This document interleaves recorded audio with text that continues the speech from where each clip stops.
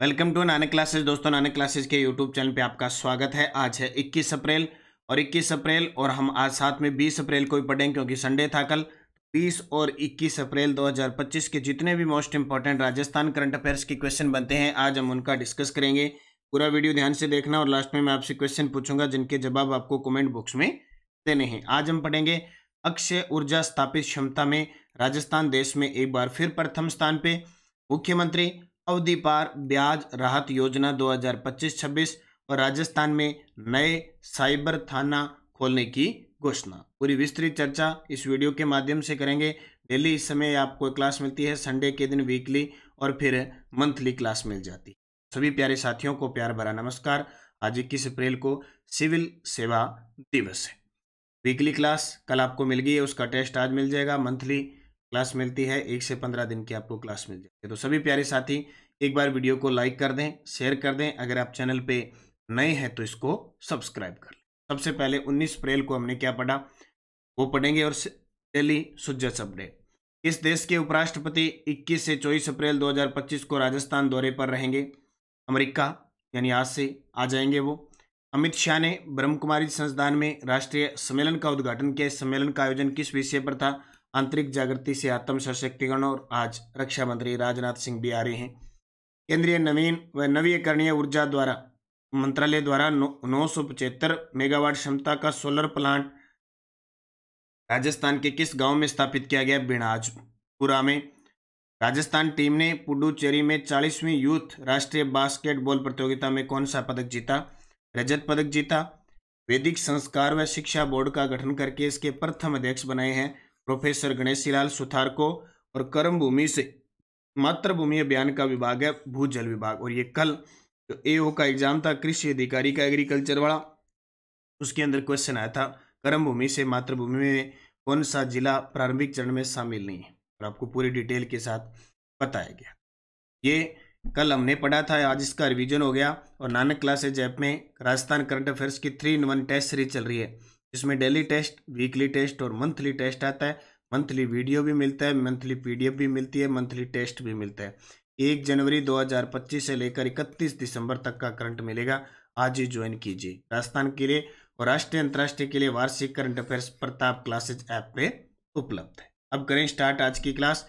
और इसकी quiz PDF आपको Telegram Nanak classes Shiv sir पर मिल चुकी।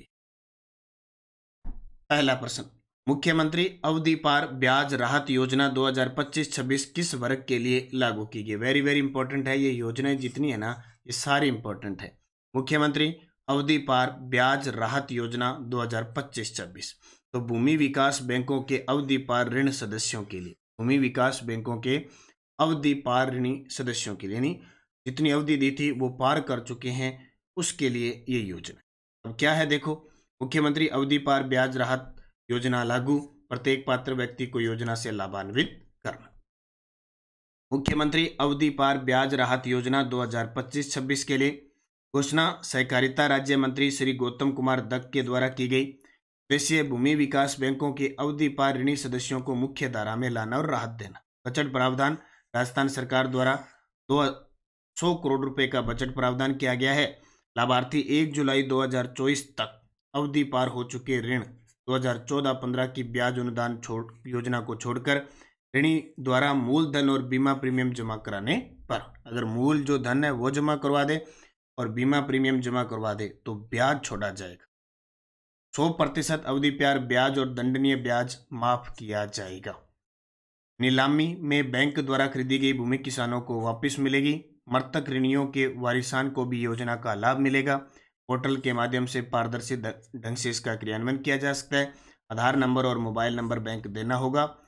प्राप्त लाभ ऋणियों को 5% ब्याज अनुदान योजना के तहत नया ऋण भी मिले, चलो पिछला ऋण भी माफ हो जाएगा और फिर नया ऋण भी 5% ब्याज अनुदान पे मिल जाएगा।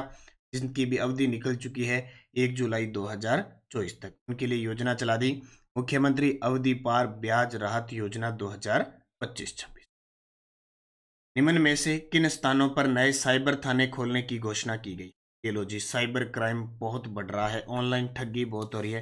तो पहले जैसे जोधपुर है, उदयपुर, कोटा, वहाँ पे साइबर थाने खुले हुए, पुलिस थाने खुले हुए हैं। अब इसको और आगे बढ़ा दिया, ब्यावर, बालोतरा, डिडवाना, कुचामन, खेरथल, तिजारा, कोटपुतली, बहरोड और फलोदी, ये जो नवीनतम जिले हैं, इन जिलों के अंदर यानी 3 जिले आ चुके हैं, 2 जिले और हैं, वहां पे अभी खोला नहीं है। तो ब्यावर, बालोतरा, डिडवाना, कुचामन, खेरथल, तिजारा, कोटपुतली, बहरोड, फलोदी, पचकौन, सगे, सेलुम्बर और डीग वानी खोले गए हैं। तो यहाँ इन 6 जिलों के अंदर साइबर थाने खोलने की घोषणा राजस्थान सरकार ने की है। तो ब्यावर जो अजमेर से अलग हुआ, पाली से अलग हुआ, बालोतरा बाड़मेर से अलग हुआ, डिडवाना कुचामन नागौर से हुआ, खेरथल तिजारा अलवर से, कोटपुतली बहरोड अलवर जयपुर से, लोधी जोधपुर जैसलमेर से में साइबर थाने खुलेंगे। इनकी घोषणा बजट 2025-26 में की गई थी, इतना याद रखना।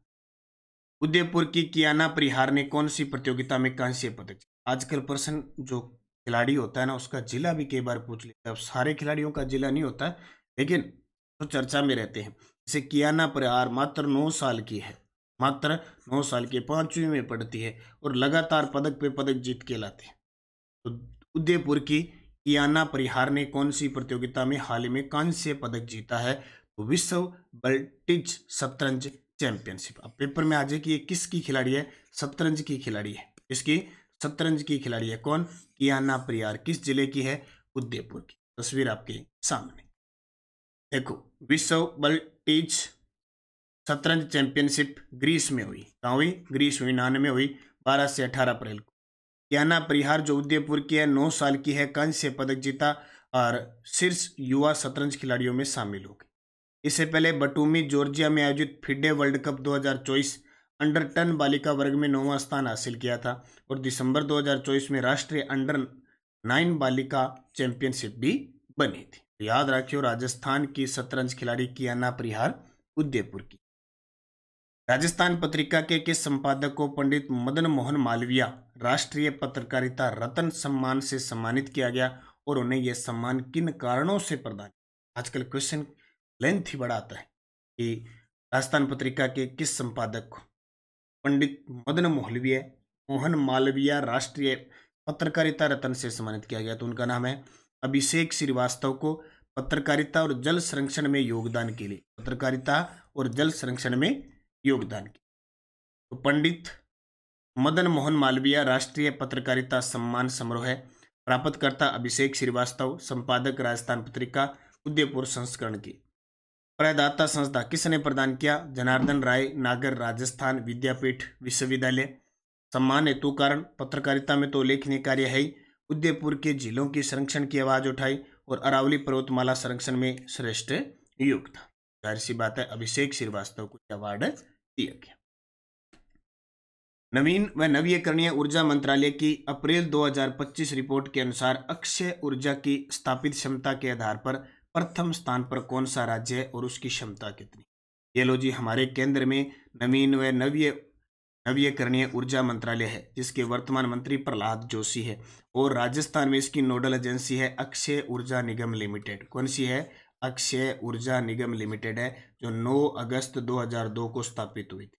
वो अपने राजस्थान में जो गैर परंपरागत ऊर्जा स्रोत है, पवन ऊर्जा, सौर ऊर्जा, बायोगैस, बायोमास, उनका कार्य करती है।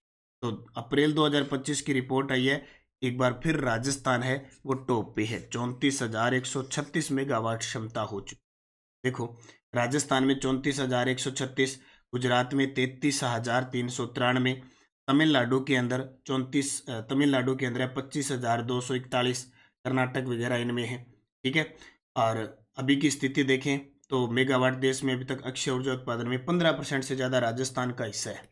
यानी टोटल जो है ना 22 लाख के आसपास मेगावाट क्षमता है, उसमें सबसे ज़्यादा जो योगदान है, ठीक है, वो राजस्थान का है 15% से ज़्यादा। और टारगेट है 2030 तक देश में 500 गीगावाट उत्पादन करना और राजस्थान में 125 गीगावाट। और ये पर्सन 2030 तक, ये कल एओ का एग्जाम हुआ है ना, उसमें पर्सन आया है, राजस्थान 2030 तक 125 गीगावाट, ठीक है, यानी 1,25,000 मेगावाट ये नवीकरणीय ऊर्जा मंत्रालय से बिजली उत्पादित करेगा। और ये पर्सन कल टपका है किसमें? एओ के एग्जाम में। और मैंने जब नीतियां करवाई थी स्वच्छ ऊर्जा नीति, उसमें आया हुआ है, ये याद रखना इंपॉर्टेंट चीज। तो नवीन व नवीकरणीय ऊर्जा मंत्रालय की रिपोर्ट में अक्षय ऊर्जा स्थापित क्षमता में राजस्थान देश में फिर पहले स्थान पे पहुंच गया, गुजरात को पछाड़ दिया। राजस्थान 34,136 मेगावाट अक्षय ऊर्जा स्थापित क्षमता हो गई है। गुजरात 33,393 मेगावाट है और राजस्थान को हाल ही में अक्षय ऊर्जा के उत्पादन में राष्ट्रीय स्तर का पुरस्कार भी मिल चुका है। संस्कार सारस्वत दिसंबर 2024 में बेंगलुरु में आयोजित योनेक्स सनराइज 86वीं सीनियर नेशनल बैडमिंटन चैंपियनशिप में सीनियर नेशनल मेंस डबल खिताब जीतने वाले राजस्थान के पहले शटलर बन गए। वे राजस्थान के किस जिले से? ये देखो, मैंने 27 दिसंबर 2024 की करंट अफेयर्स की क्लास में बनाया था और ये रहा जोधपुर। पहली लाइन है, जोधपुर के संस्कार सारस्वत ने नेशनल बैडमिंटन चैंपियनशिप जीतने वाले राजस्थान के पहले खिलाड़ी बन गए। तो आएगा जोधपुर। देखो, इसलिए कहता हूँ डेली की क्लास मत छोड़ा करो, लिया करो। ये बूस्टर डोज बड़ी काम की। पूरी डिटेल अगर कितना भी आ जाता ये प्रश्न, ये कितना भी आ जाता तो भी आपका प्रश्न गलत नहीं होता। ये देखो, सब चीज पूरी लिखी हुई है। बेंगलुरु में 18 से 24 दिसंबर तक हुई सीनियर नेशनल चैंपियन। और बाकी इंडिया इंटरनेशनल राजस्थान के जितने प्रश्न आए वो सारे प्रताप क्लासेज और नानक क्लासेज दोनों मिक्स। देख लो प्रश्न, India international Pratap classes, Rajasthan Nanak classes. Telegram पे मैंने सारे प्रश्न डाल दिए। प्रत्यक्ष को प्रमाण की जरूरत नहीं है आपको ज्यादा के। और जोधपुर के हैं संस्कार सारस्वत, नेशनल बैडमिंटन चैंपियनशिप जीतने वाले राजस्थान के पहले खिलाड़ी बन गए। आयोजन हुआ था बेंगलुरु में दिसंबर के अंदर। ठीक है, याद रखना। संस्कार और यूपी के अर्श की जोड़ी ने फाइनल में टॉप सीड कर्नाटक के नवीन वी और लोकेश पी को हराकर पहली बार सीनियर राष्ट्रीय बैडमिंटन चैंपियनशिप जीतने का रिकॉर्ड बनाया। अब एक समस्या कि गुरुजी कितने के खिलाड़ी कितनी प्रतियोगिता याद करें? भाई इसमें एक नई चीज क्लू देखो कि जब पहली बार सीनियर राष्ट्रीय बैडमिंटन चैंपियनशिप जीती, जब पहली बार कोई रिकॉर्ड बनाया या ऐसा होता है ना, उसको खास करके हमें याद रखना। निम्नलिखित में से कौन सा कथन सही नहीं है? एक योजना पढ़ रहे हैं हम, फ्लैगशिप योजना, लखपति दीदी योजना पढ़ेंगे। लखपति दीदी योजना का उद्देश्य महिलाओं को आत्मनिर्भर और उद्यमी बनाना है। इस लखपति दीदी का जो विभाग है वह ग्रामीण विकास विभाग। लखपति दीदी योजना का लक्ष्य 10 लाख महिलाओं को लखपति दीदी बनाना है। लखपति दीदी योजना में बॉन्ड है वो 1 लाख से 1.5 लाख कर दिया है। तो भाई 20 लाख को महिलाओं को लखपति दीदी बनाना है, 10 को नहीं है, ऐसा सत्य है। और मैं आपके लिए एक खुशखबरी बता देता हूँ, 2nd ग्रेड की और लाइब्रेरियन 3rd ग्रेड के लिए दोनों में सिलेबस सेम है। 10 क्वेश्चन करंट के आने हैं। ये बुक आपकी 25 से 26 अप्रैल को बाजार में आ रही है। Current affairs target 1.0। इसमें सबसे बड़ी खासियत देखो, 2nd ग्रेड वालों के लिए आपके एक टॉपिक है कृषि उद्योग सेवा, विदेशी व्यापार के और नवीनतम आंकड़े वो डाले हैं। कृषि उद्योग सेवा का जी अर्थव्यवस्था से समझे टॉपिक है ना, वो पूरा टॉपिक कवर किया गया है, जिसके लिए आप इधर उधर देखते रहते हो कहाँ से पढ़ें, जो विदेशी व्यापार हो रहा है। तो ये बुक 25 से 26 अप्रैल को मार्केट में आ रही है। लखपति दीदी योजना फ्लैगशिप योजना में शामिल। नंबर 1 विभाग ग्रामीण विकास विभाग। परिभाषा, लखपति दीदी वह SHG यानी स्वयं सहायता समूह सदस्य जिनकी वार्षिक घरेलू आय 1 लाख से अधिक होती। उद्देश्य महिलाओं को आत्मनिर्भर और उद्यमी बनाना, यानी लखपति दीदी वही बनेगी जिनकी आय 1 साल में 1 लाख से ज्यादा हो जाए। लखपति दीदी योजना का विस्तार, लक्ष्य बढ़ाकर 20 लाख महिलाओं को लखपति दीदी बनाना। अब ये प्रश्न सीधे टपकेंगे पेपर में, कितनी महिलाओं को लखपति दीदी बनाएंगे? 20 लाख को। वेरी वेरी इंपॉर्टेंट है। ठीक है, आंकड़े आते हैं। लखपति दीदी योजना में पहले बॉन्ड 1 लाख था, बोले 1 लाख की लखपति दीदी बनानी है। अब बढ़ाकर बोले 1 लाख तो बन गए 1.5 लाख बना दो। राजस्थान महिला निधि क्रेडिट कोऑपरेटिव सोसाइटी लिमिटेड का उन्नयन, ये बैंक बना था अभी 2019-20 में, और तेलंगाना से समझौता किया था। तेलंगाना स्त्री निधि समझौता किया था। राजस्थान देश का तीसरा राज्य जो महिला निधि क्रेडिट कोऑपरेटिव सोसाइटी बैंक का शुरुआत की है।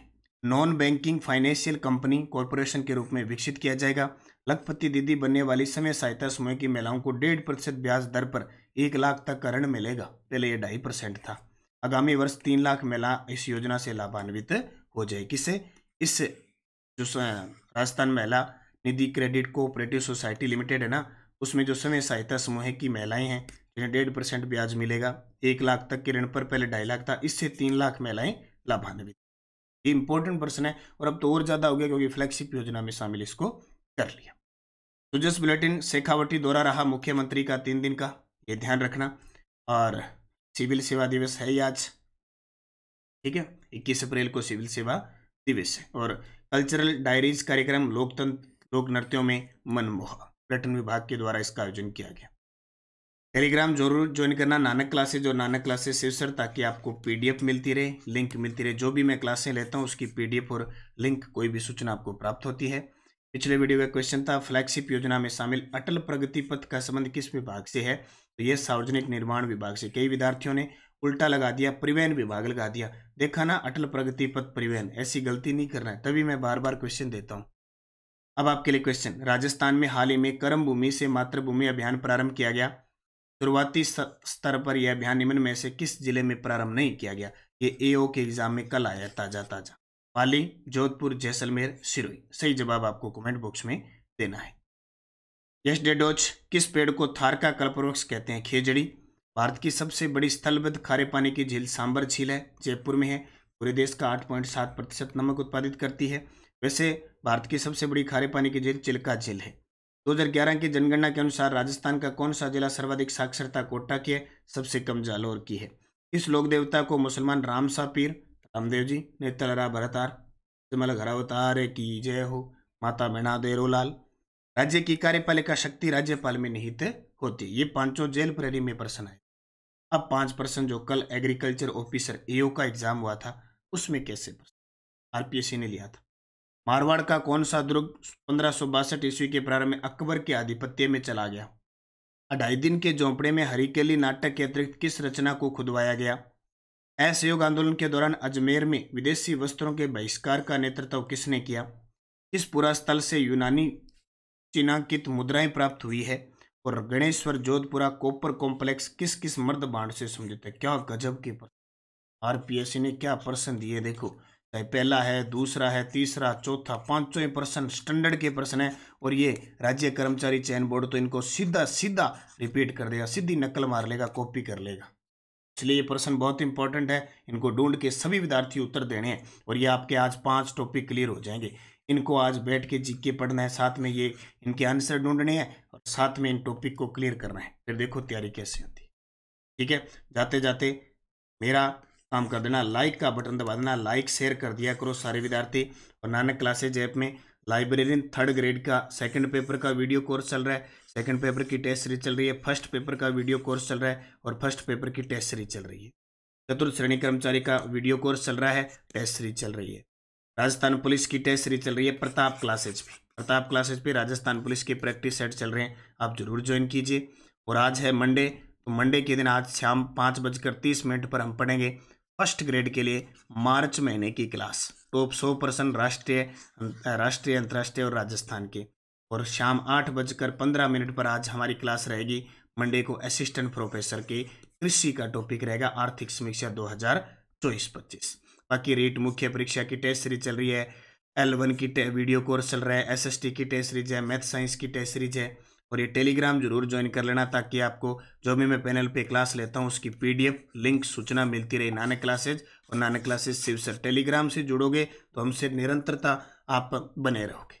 ठीक है, बाकी करंट अफेयर्स है, आर्थिक समीक्षा की 2024-25 की अभी ताज़ा बुक है, 1st ग्रेड की 1.0 मिशन उपलब्ध है, RBSC 6 से 12 की पुस्तक उपलब्ध है। और 4th श्रेणी कर्मचारी इन वीडियो के लिए ये UR वाली बुक उपलब्ध है। बस मेहनत आपको करनी है, निरंतरता रखनी है, अपने सिलेबस के अकॉर्डिंग पार पाना है, निश्चित आप सफल होंगे। धन्यवाद। जय हिंद, जय भारत, जय राजस्थान।